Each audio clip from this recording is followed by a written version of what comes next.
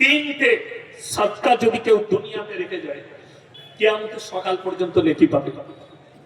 Number 1, সেটা হচ্ছে নেক সন্তান। আপনি মরে যাওয়ার পরে কবর জিয়ারত করবে, আপনার জন্য দোয়া করবে, আপনার জন্য দান খয়রাত করবে, আপনাকে মনে রাখবে। নাম্বার 2, আপনি নিজের জন্য যদি কিছু দান খয়রাত সাদকায়ে জারিয়া করে যেতে পারেন মাদ্রাসা মসজিদে, কিয়ামতের সকাল পর্যন্ত নেকি পাবেন।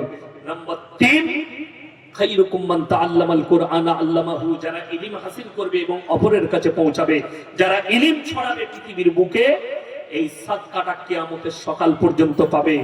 এই মাদ্রাসা থেকে তালিব ইলম তৈরি হচ্ছে, শিক্ষকরা পড়াচ্ছেন, তার ছাত্র হবে, তার ছাত্র হবে, সব সাদকাগুলো আমাদের শিক্ষকের পর শিক্ষক পেতে থাকবে। তিনজন ব্যক্তি হাত পাতলে ফিরাবেন না। 1 নম্বর হচ্ছে ওয়া আতিদাল কুরবা, কাছের গরীব। নাম্বার 2, ওয়াল ইয়াতামা ওয়াল মাসাকিন, এতিম আর মিসকিন যদি হাত পাতে ফিরিও না।